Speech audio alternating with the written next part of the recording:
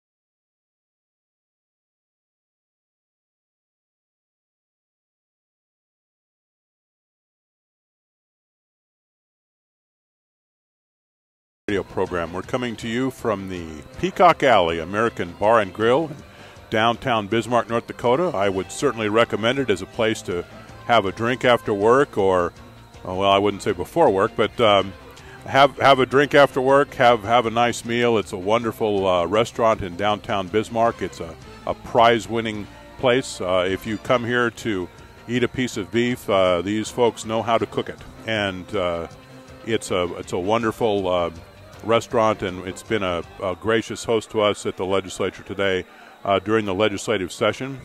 And as it comes to an end, we're feeling especially grateful for their support. We have with us this evening a couple of gentlemen in the first half hour. We have a couple of gentlemen who are going to be talking to us about a student loan consolidation bill that the legislature recently approved. It allows for the consolidation of loans for rural physicians, new starting out rural physicians, and it can be expanded to other more general fields. We'll be talking about that in a minute. First of all, I thought we'd give you a bit of a recap of what happened in the legislature today. First of all, the North Dakota House gave final approval to a bill that's been talked about quite a bit during the session called the Animal Cruelty Bill. It institutes North Dakota's first felony crime for severe mistreatment of animals. What it says is if you break an animal's bones, cause severe health problems, mutilate an animal, a dog, a cat, a cow, it doesn't really matter what the animal is, or torture one, that you can go to the state penitentiary for up to 5 years and be fined up to $5,000. There are also lesser penalties for animal abuse, animal neglect, and animal abandonment. One of the weaknesses of North Dakota's laws against cruelty to animals is that in the eyes of some was that there was no felony penalty for egregious acts of cruelty against animals. The top penalty that one could get was a year in the county Gray Bar Hotel and $2,000 fine. And North Dakota is one of 2 states in the union that does not have a felony penalty for animal cruelty, and that status will change assuming the governor signs the bill. The legislation was drafted by a coalition of folks, including farm groups, representatives of animal shelters, legislators. A number of interest groups were involved in the drafting of this bill, and it has been approved. One of the drivers here was the fact that a number of folks cared enough about this issue to put it on the ballot as an initiated measure last year. That was defeated because it was, one of the reasons was it was restricted to crimes against dogs, cats, and horses. And this bill is much broader. It encompasses animals in general. We also had Senate approval of a new DUI bill, penalties for drunken drivers.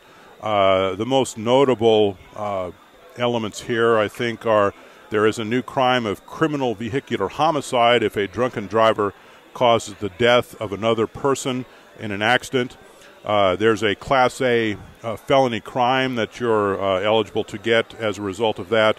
And if it's your second DUI offense, you could get at least 10 years in prison. The first offense, if you're responsible for the death of someone and you are driving drunk, is a minimum sentence of 3 years in prison. There's also a penalty for injuring someone severely if you're driving while drunk and have a crash and cause someone severe injuries. Your minimum sentence would be at least a year in prison. Again, the House has approved that 69 to 23 today. It now goes to the Senate. I suspect the Senate will vote on it tomorrow morning. There's one other item, and one of our guests here has spoke on this bill today. It has to do with amending the North Dakota Constitution. We're going to have an extensive lineup of constitutional amendments next year, regardless of what happens in the legislature from here on out. There were 25 constitutional amendments introduced at the legislature this year. So far there's one on the ballot in June 2014.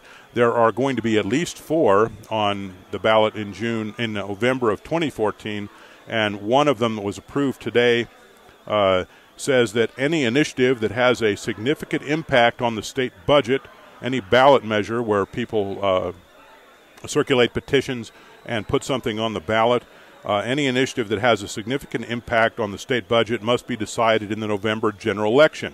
And there is also a prohibition on offering any sort of initiated constitutional amendment that orders the legislature to spend money for a specific purpose. One of our guests tonight, Senator Max Schneider, who's the Senate Democratic leader, remarked on the floor that he's quite confident that the voters will reject this measure. He thought it was unnecessary, and he also said that this fall's ballot will resemble the Dead Sea Scrolls because of such a lineup of constitutional amendments. We also have a constitutional amendment in November. It's the anti-abortion amendment that says that North Dakota must recognize and protect human life at every stage of development. We also have a ban on mortgage and real estate transfer taxes, and we also have a proposal for a higher education commission, a 3-member panel that would replace the Board of Higher Education and the Chancellor. It's kind of colloquially known as the 3-headed Chancellor bill. Anyway, we're going to move now to the subject of our conversation for the rest of this half hour, and we have as our guest Senator Max Schneider. He's a Democrat from Grand Forks. He's the Senate Democratic leader, and we also have Senator George Bernard Sinner. He is a Democrat from Fargo. I mentioned his middle name because I think it's the coolest middle name in the world, history of the world. Anyway, Senator Schneider was the primary sponsor of this bill, and Senator Sinner is a co-sponsor. And what this bill does, it allows the Bank of North Dakota to develop and administer a student loan consolidation program to refinance state, federal, and alternative education loans. Welcome, Senator Schneider and Senator Sinner. Thanks, Dale. Thank you for having us. You're welcome. And Senator Schneider, what does this bill do? Well, what it does, it specifically authorizes the Bank of North Dakota to start offering loan consolidation for those with student debt. And the bank rightly was concerned that if we opened this up to everybody right at once, that there might be a run on the bank and they'd be swamped in terms of their resources. So what we're doing here this session is starting small, specifically authorizing the bank to set up a loan consolidation program for rural physicians, kind of 2 birds with 1 stone. You get to reduce student loan debt for rural physicians and encourage them to practice in parts of the state where they struggle to attract physicians. But then beyond that, the really exciting part is that the Bank of North Dakota wants to start to offer this to those with undergraduate loans, and that's where the benefit of this is really going to be felt. Senator Sinner, why were you a co-sponsor of this bill? Well, actually, Dale, this was my idea.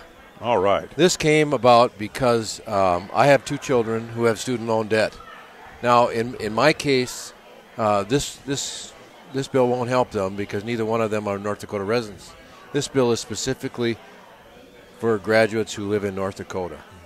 But I know that under the FAFSA, the federal student loan program, the unsubsidized student loan rate is 6.8%. When my son was a senior at a out-of-state university, he got loans through the Bank of North Dakota for approximately 1.8% on a variable rate, and long-term permanent financing for those loans at 4.3%. So I saw the opportunity for the Bank of North Dakota to provide lower interest rate financing for these folks and also help the bank and the state. Senator Schneider, can the bank do this already? We believe that the bank could do this already, but there's a big difference in the law between may and must. Now they have to do it. And George, to his credit, with his connections in the banking world, his expertise when it comes to finance, George worked hand in glove with Eric Hardemeyer and his staff, who are just absolutely fantastic to work with. So what we think we have here is a workable legislative mandate. It is a legislative mandate, but one that is going to work just fine for the bank and lead to a meaningful benefit for those who are struggling to pay off loans. You know, for some people my age, including in a lot of ways myself, a student loan payment is much like a second mortgage. And so if you can lower that monthly payment at no cost to the taxpayers and at some benefit to the bank, you know, why not do it? That was the premise behind the bill. Senator Sinner, in your experience as a banker, did your bank make student loans? No. And in most cases, most of the rural banks and even the city banks in North Dakota do not provide student loans. Why not? Well, mostly because the federal programs, they administer those programs, and you get those loans through the federal system. The banks just don't make those, just don't do those things. Now, I have a copy of the bill in front of me, and it says that the folks who initially are eligible for this refinancing are licensed physicians who reside and practice in a North Dakota city having a population that does not exceed 4,500. Could you tell us how did these terms come to be what they are? Well, with the rural physician loan component to this bill, I believe the threshold for rural communities started out at 2,500. We thought that was too narrow, or the House thought that was too narrow, rather. Raised it to 4,500. And as I mentioned, it kind of is two birds with one stone here. It allows the bank to start small. Obviously, there aren't a ton of rural physicians out there, so they can see how this consolidation program works in practice. And it's also going to provide another incentive for physicians to practice in rural communities where we have a tough time attracting doctors sometimes. Senator Sinner, do we have any idea how much a typical student, if there is such a person, how much are they going to save by refinancing in this fashion? Well, let's just use an example of $10,000. On a $10,000 student loan debt, if you can save 2.5%, that's $250 a year. If you can save 5%, which is the difference between the fixed rate on the FAFSA loan and the variable rate on the North Dakota loan, that's $500. Now, I think the average North Dakota graduate has something in $27,000. $27,000. So add that up, and you're talking somewhere between $1,000 and $2,000 a year for these people. It does make a difference. So that's a significant savings. Very much so, and you take it over the life of the loan. I'm paying mine back over the course of 30 years. Hopefully I'll pay them off before then, but you're talking potentially tens of thousands of dollars, depending on your debt load. Are these kinds of refinancings, are they a good deal for the Bank of North Dakota? Well, I mean, I'm letting them make that decision. I'm not privy to their cost of funds and their cost of administration and all the other things. We're just assuming that their student loan portfolio that they have now is making them money, and I think they are. I think you go back in history and looked at their book of business, and they've done very, very, very well on their student loan portfolio. And if I understand you correctly, if they simply swapped a federal loan, which carries 6% plus 6.8% interest, with the loans that they're making now, which presumably, as you mentioned, are profitable, the student would be saving a fair chunk of change. That's correct. And if they were able to go even deeper than that in terms of an interest rate discount, they would save more. Yep. And how difficult was it to get the Bank of North Dakota to accept this program? It really wasn't. They were fantastic to work with. I went to Eric with this idea, and he said, well, we've been thinking about this, and it was something that we'll probably get to someday. And I just said, let's just get to it. Let's just get to it. And that's why we started with what we really call here is a pilot program. Find a niche where people need this. We know rural physicians most cases have a lot of student loan debt. It'll save them. A lot of those guys have $100,000, $200,000. So you know the numbers. It's big money. And it will help them. It will incentivize them to actually locate in rural communities if they have some desire. And I think the bank is genuinely enthusiastic, too, about the language in subsection 2 that authorizes them to expand this program. They wanted that in there this session so that they could work on expanding it over the next 2 years rather than coming back to the legislature next session asking for that authority. So they've been working in good faith and are eager to make this available to North Dakotans. Yeah, Senator Sinner referred to a person named Eric. He was referring to Eric Hardmeyer, who is the president of the Bank of North Dakota. I was going to follow up a bit on the statement you just made. What is there is language in this bill that says that the Bank of North Dakota can expand this program to include almost anyone with a student loan. Mm-hmm. And how big is the market here? Big. In fact, according to the Project on Student Debt, North Dakota leads the nation in the percentage of graduates who graduate with some debt. 83% of recent college graduates carry at least some debt. And as George mentioned earlier, or as we were discussing earlier, $27,000 is the average debt held. So some's higher, some lower, but we're talking 83% of college graduates. So there are a lot of potential consolidations to be made here. The bank was understandably concerned that we didn't want to do it all at once, but they are eager to get this out there and expand the program to those with undergraduate debt. One of the reasons I think that the bank might find this attractive is that the bank's book of student loan business was cut back rather dramatically by healthcare reform, because inside the healthcare reform bill was essentially a federal assumption of student lending, and so the Bank of North Dakota isn't in the student loan business the way it once was. And did you get the sense that they're more eager to get back into it in this fashion? Well, maybe eager is the wrong word, but that they're more receptive perhaps to do it because they've been taken out of it against their will. Well, in that regard, they still have the book of business that they had before that they're servicing, that they get a servicing fee on. But they don't get any new business, like you said, because of the health care reform bill. And they have been in student loan business since that time with this direct loan program to students who either are students in North Dakota at North Dakota universities or North Dakota residents that go to school somewhere else. In my son's case, he went to school out of state. I just kind of stumbled onto this because most of the counselors and the financial counselors at the universities, both in North Dakota and out of state, actually cannot talk about this program with the students, the North Dakota Direct program. And that's federal law. That's the part of the problem here. Eric Hardmeyer is really chapped by that, too. Yeah. I've talked to him about that. It's rather bizarre, actually. Makes no sense. Yeah. Makes absolutely no sense. I'm sorry to interrupt, but yeah, we're all a little chapped by that, by the way.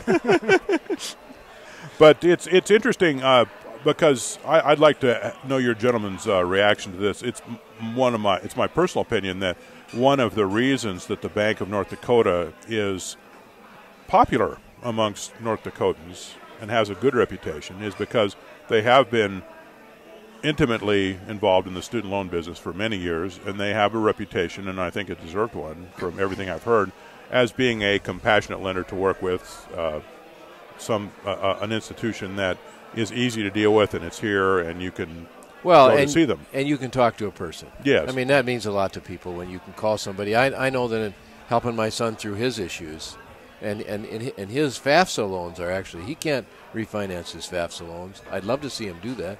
But in dealing with the consolidation and all that goes on at the end of the college career, these folks were wonderful to work with. The federal deal, you don't know who you're going to get, and you don't know who you're talking to. But here you do. Mm-hmm. what I was going to mention as well is that I thought that this program would be a way to continue that goodwill spread, so to speak. Yeah, I think so. Maybe I'm dwelling on my own student loan debt a little bit too much. That's all right. Obsessed, but my lender got bought out by UBS, and when I talk to some call center in some place, I don't know where it is. But being able to call and talk to somebody in Bismarck who's probably a UND or NDSU graduate themselves, that gives you a little peace of mind. And what sort of rates do you think the Bank of North Dakota will be able to offer here eventually when the program expands? Do you have any sense of that? Well, I don't see any reason why they can't continue to do what the rates they have today. It's all going to be market-based, though, and that's part of the urgency in getting this thing out there, because rates are at, as you know and Mac knows, we're at record lows today, and it'd really be wonderful to see a whole bunch of people be able to take advantage of this. And the bank has articulated just that, too. They want to get out there and get this ready and make it available. What was the legislature's response to this program? When I was looking through the legislative history, it got quite a bit of work, but it didn't seem that it seemed to me that folks were receptive to this idea. Yeah. I mean, my take was this, and I think I went over and testified when this thing was in front of the Education Committee to start with? Both houses. And people were receptive. They thought this was a good idea. There were a couple things. I think one of the Education Committee in the House wanted to expand it from 2,500 to 4,500 people in the communities, and I was okay with that as long as the bank was. The original idea was to have a pilot program that they could work with. They didn't felt like they had it too wide open, so they'd have a whole bunch of people rushing in their door while they're trying to build a program. One of the reasons I should tell you that one of the reasons I asked the question is because when I looked at this bill when it was introduced, I read the bill and I thought, okay, this looks really good. Who on the Republican side is going to steal it? No one is the answer. And I thought, it's sponsored by the Senate Democratic leader, and I thought, well, how is this going to be bogarted here? But it was not, and that's fine. That's good. And as I've said a lot of times to you, Dale, you're probably sick of it at this point in the session, but we think that the force of good ideas can really overcome the partisan divide in a lot of cases, and this was a bill that did just that. We had a bipartisan co-sponsorship. We had strong support in both houses, and it really is a bill that meaningfully reduces student loan debt and monthly payments at no cost to taxpayers. Who could be opposed to that? Senator Sinner, it's your first session. What is your impression of how things are wrapping up here? Well, I'm kind of interested in the give and take between the House and the Senate. I think there's some things going on right now that are kind of interesting. And I grew up in a family that had a little bit of do with the political system, and I know that I get a lot of advice from home. And just be patient, and we'll hope things work out in the end. Well, one of the jokes here is that there are two political parties in North Dakota, and they are the House and the Senate. And we have two senators here who are members, of course, of the Senate party.